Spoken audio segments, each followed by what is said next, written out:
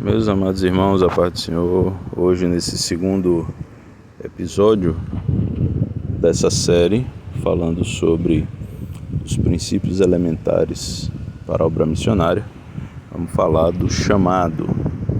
O texto em destaque está em Atos 13, versículo 2, que diz assim: E servindo eles ao Senhor e jejuando, disse o Espírito Santo: Apartai-me a Barnabé e a Saulo para a obra que os tenho designado.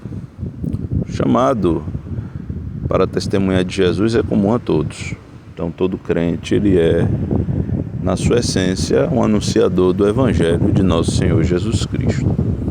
Entretanto, cabe destacar que Deus ele tem um chamado específico para cada um dos seus servos, e isso inclui missão transcultural.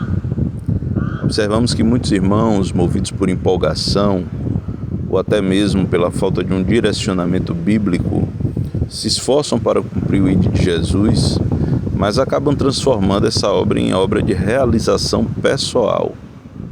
É importante frisar que o missionário transcultural precisa ser chamado por Deus e reconhecido pela igreja, tal como foram Barnabé e Saulo em Antioquia, conforme o texto que lemos.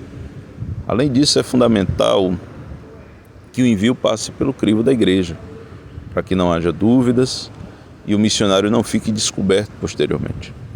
Porque a igreja reconhece o chamado de Deus e essa igreja é a mesma igreja que irá se comprometer com a manutenção do trabalho missionário. É preciso compreender também que ninguém pode se constituir. A autoconstituição não é bíblica. Nem mesmo nosso Senhor Jesus se constituiu, conforme diz a Bíblia, mas foi constituído por Deus sumo sacerdote segundo a ordem de Melquisedeque. Está lá em Hebreus 5, versículos 1 a 6. Então veja que nem Jesus se constituiu, ele foi constituído por Deus, pelo Pai. Então ninguém pode se constituir missionário, ninguém pode simplesmente, na cara e na coragem, por assim dizer, pegar as malas e ir, porque senão vai por sua própria conta e depois não vai poder reclamar da sorte. É preciso esse cuidado para não termos testemunhos de tragédia no campo, que aquele que chama garante. Mas se o Senhor não chamou, não tem compromisso com a palavra que não foi a dele. Deus vela pela sua palavra. Deus vela pela palavra que ele profere, pela ordem que ele dá.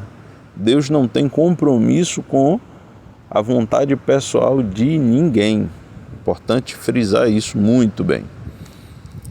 E, portanto, é necessário que a igreja tenha todo cuidado em orientar novos missionários ou candidatos para que estes reconheçam a voz do Senhor e compreendam que o chamado para a missão transcultural é fundamental. E sem esse chamado é muito melhor e mais seguro frutificar onde está. É inegável que a seara está madura e também é inegável que o Senhor quer enviar mensageiros até os confins da terra, mas também é igualmente verdadeiro que esse direcionamento é dado por Ele. O Senhor escolhe a quem Ele quer enviar, não a quem quer ir por si mesmo. Certa feita eu ouvi de um irmão que ele deixaria sua família para cumprir o ID de Jesus. Veja que absurdo.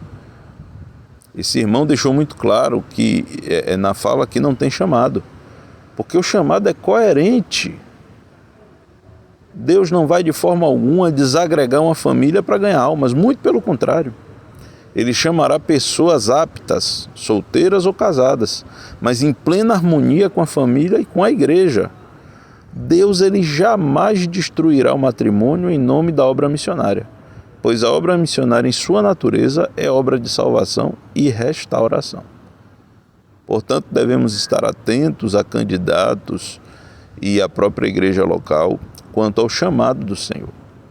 A chama evangelística deve arder no coração de todo crente, mas nem todo crente foi chamado para a missão transcultural. Outro aspecto importante é que o missionário chamado ele precisa ter bom testemunho. E aqui eu vou ler uma importante contribuição do pastor Edivaldo Filho na sua obra, onde ele diz assim: a obra missionária não é para celebridades, turistas gospel, hipócritas que cobram dos outros, mas não fazem, religiosos que vivem de história e de passado. Em outro trecho ele diz, tem pessoas que, porque começaram a pregar, fizeram um curso teológico e têm um diploma, foram consagrados. Deus está usando e essas pessoas pensam que são alguma coisa. Apesar do fato de que absolutamente ninguém merece ser chamado, existem requisitos bíblicos, né? Existem requisitos. É óbvio que não se trata de merecimento. Mas a Bíblia diz em Mateus 7,20 que é pelo fruto que se conhece a árvore. O próprio Jesus disse isso. O chamado é o direcionamento de Deus. O fruto do crente chamado é o selo de confirmação de que a igreja pode confiar no envio daquele escolhido do Senhor. É errada a concepção de que o missionário deve ser aquele irmão que dá trabalho ao pastor. Campo missionário não é lugar de obreiro problemático, é lugar de obreiro chamado. Paulo e Barnabé estavam servindo a igreja. Barnabé foi ao encontro de Paulo em Tarso e o levou a Antioquia, onde eles serviram por um tempo, conforme o texto de Atos 11, do 25 ao 30. Então nós vemos aí pessoas ocupadas, pessoas servindo, pessoas trabalhando. O chamado é o direcionamento de Deus, mas esse obreiro chamado, ele trabalha. E ali vemos que os futuros missionários estavam completamente engajados na obra, ensinando, fazendo coleta para os irmãos da Judéia e levando as ofertas para os presbíteros em Jerusalém. É inegável que esses dois obreiros, se eles se recusassem, eles seriam rejeitados. E é inimaginável, porque veja, eu acabei de dizer, eles levaram a coleta que se fez para os irmãos da Judéia e entregaram aos presbíteros, a liderança da igreja em Jerusalém.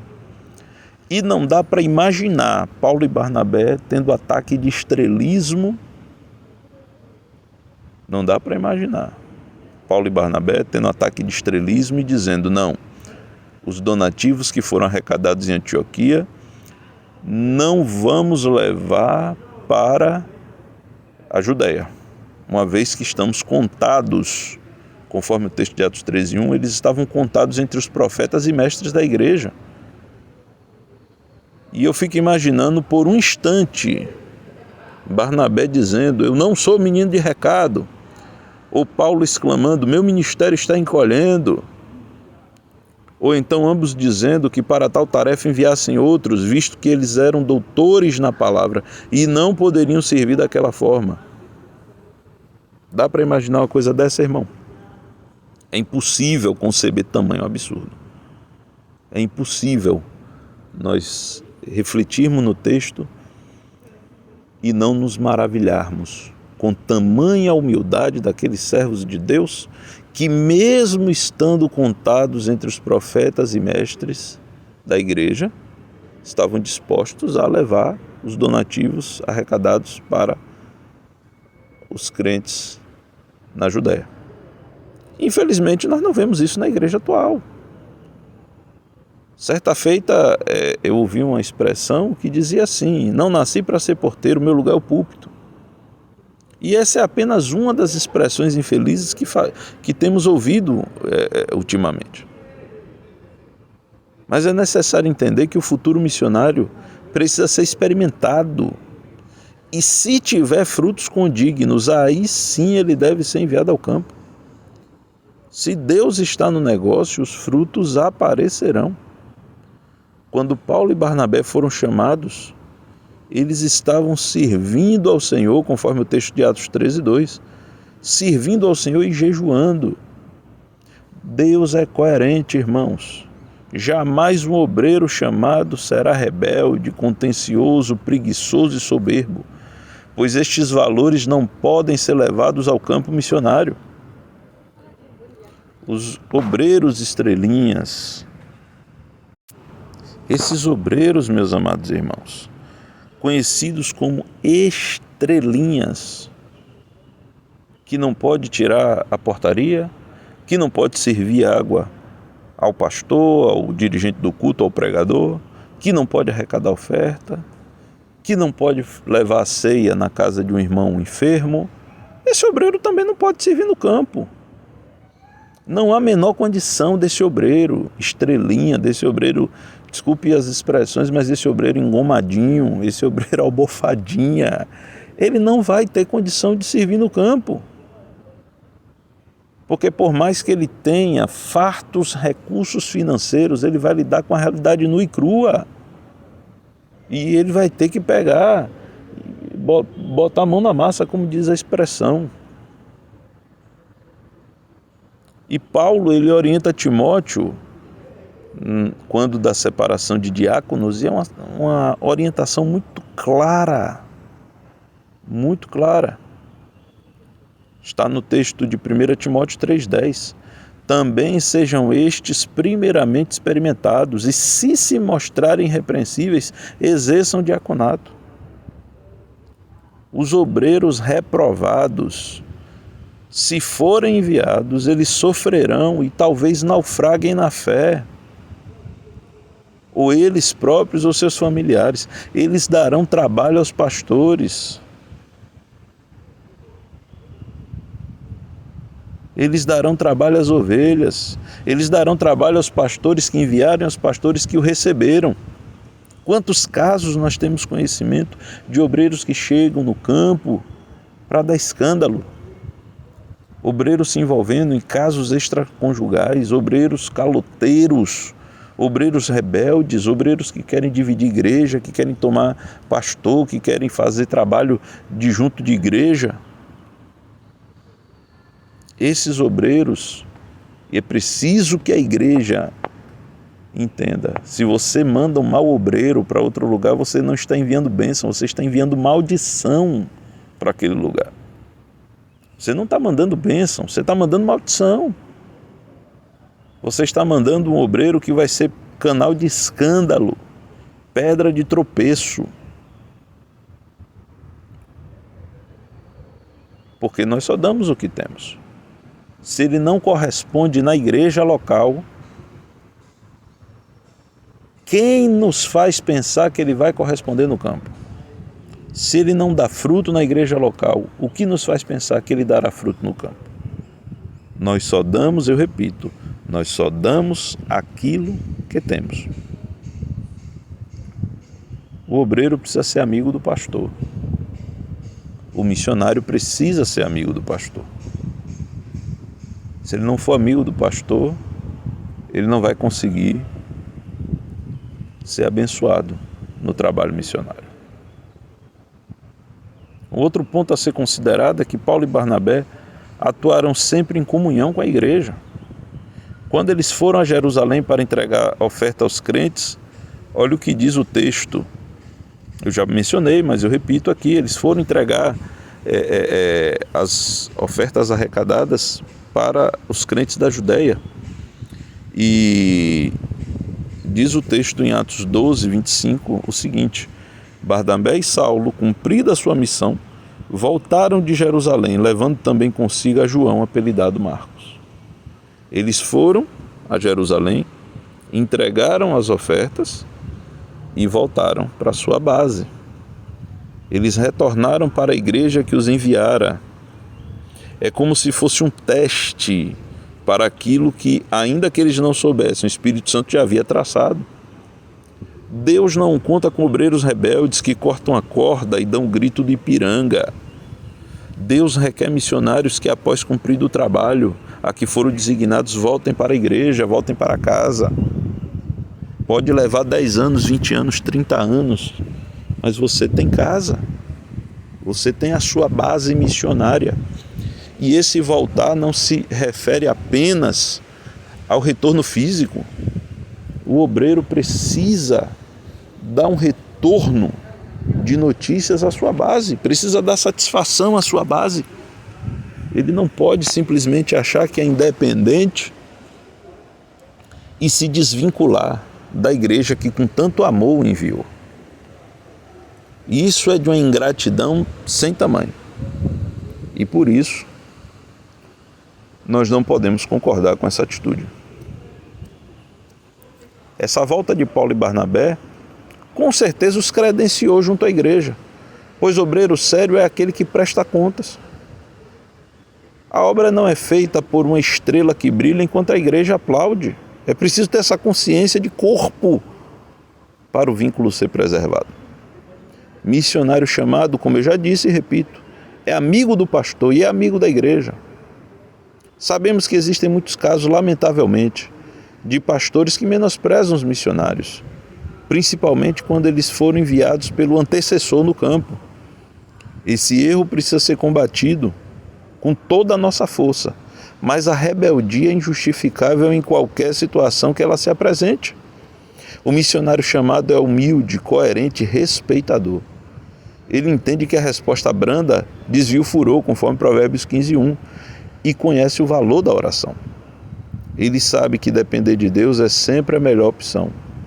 Por isso ele não abre mão dos princípios que norteiam o seu chamado, pois fiel é o que vos chama, o qual também o fará, conforme 1 Tessalonicenses, capítulo 5, versículo de número 24. E, portanto, esse chamado, como eu disse, é um chamado que tem coerência.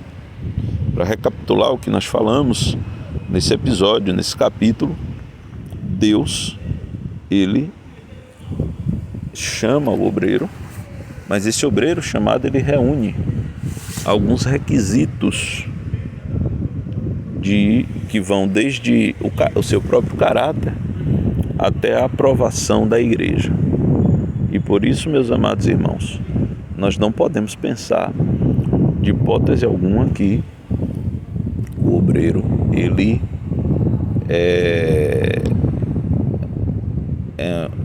sendo missionário, ele é um ser independente, é um ser desvinculado do corpo,